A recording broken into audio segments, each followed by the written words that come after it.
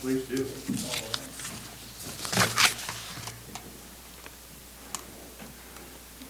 So as I said last week, I'm here to do my best in service to God. And we come together every Sunday to share and learn information to help us connect even deeper to the one that resides within us. So we have ideas to share to improve the qualities of our lives.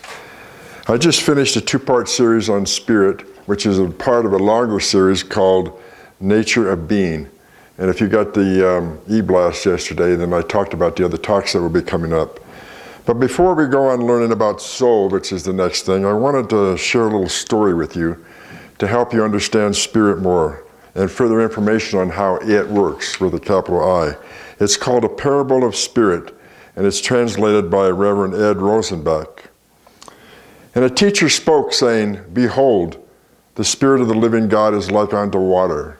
Fish live within it, their substance come from it, and without it they would not exist. So saith the Lord, without me there is nothing at all." And the disciples listening to this asked, "Rabbi, what is the meaning of that parable?" The teacher replied simply this, "Our Father is the Father of all. One Spirit maketh and containeth all, as the oceans contain all the fishes of the deep of whatever kind. The wave of water brings forth the fishes after their kind, and it gives nourishment, and experiences itself to them. Fish breathe the water, it with a capital I flows through them, and is present within and all around them. The water supplieth all their need, and the fish receive of this water freely. Therefore the Father knoweth our needs even before we ask. Know ye not the former lesson of the birds of the air, being ever in the Father's care, or the lilies of the field, being adorned far greater than Solomon? Does not Father know and provide for you the far greater than the fishes of the deep? Yet the fish do not question, they just live and receive as the Father will."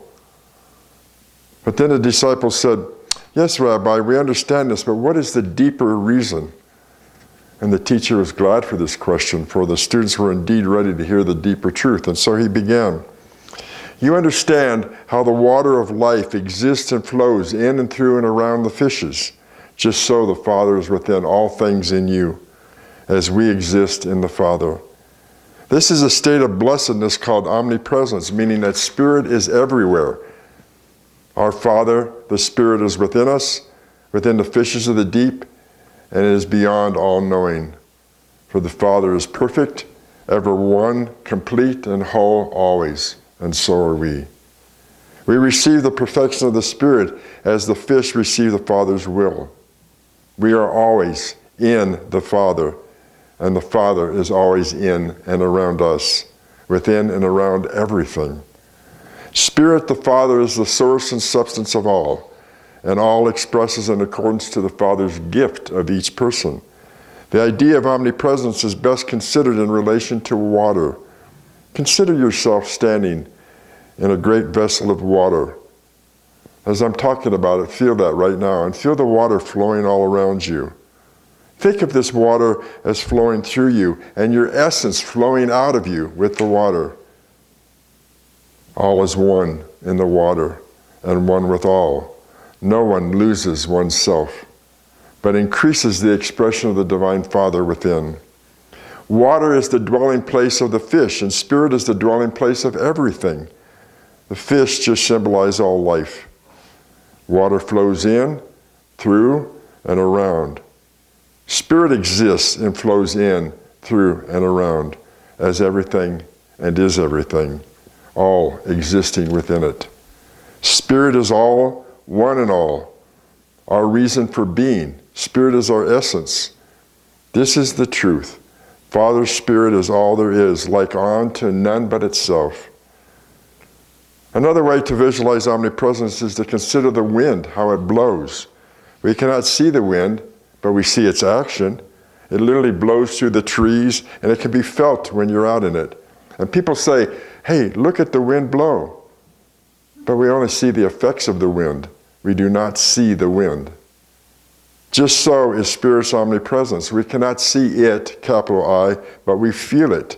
We know that it is all about us, and we learn how to use its power. We are given gifts of the Spirit. each according to our own ability. So each time, beloveds, that we use our divine gifts, we are in the flow of the Father's divine will for us. Let me repeat that. Every time we use our divine gifts, we are in the flow of Father's divine will. Behold, the entire earth is mostly water, and the entire universe is spirit. Water reflects, spirit projects. We are the sons and the daughters of the Most High, existing in spirit as fish exist in the water, and we do our absolute best. When we give glory to the Father within, when we live our lives for what we really are. Fish are fish, and they serve us.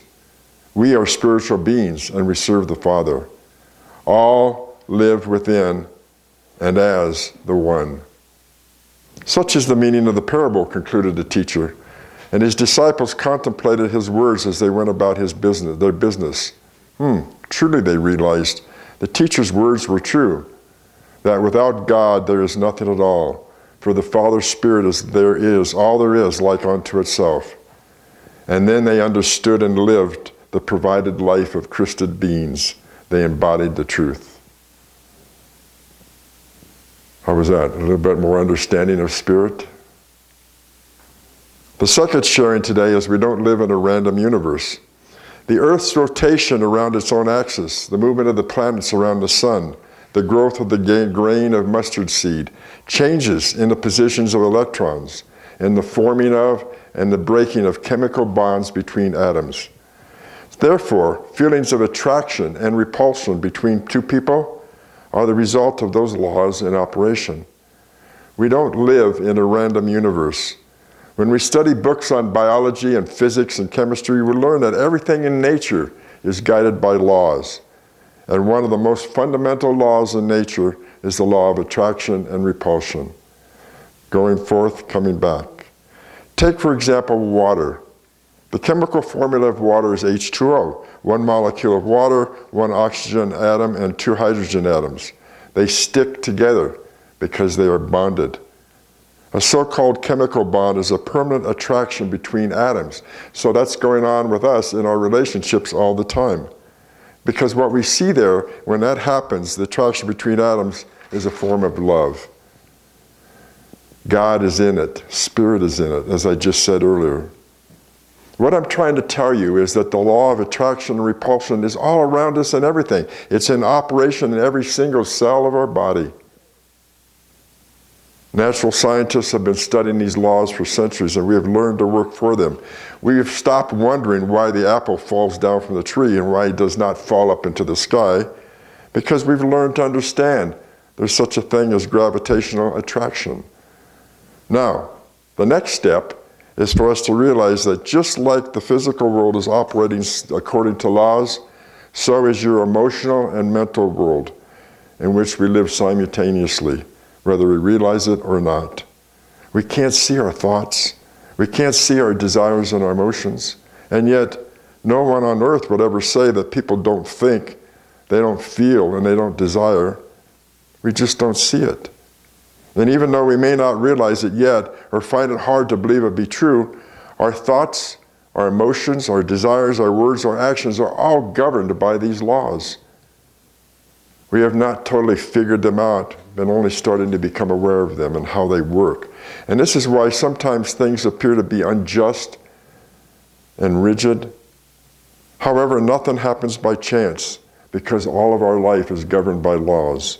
And one of the laws of the mind is that whatever we think about, whatever we have fear in, whatever we have faith in, we attract into our life.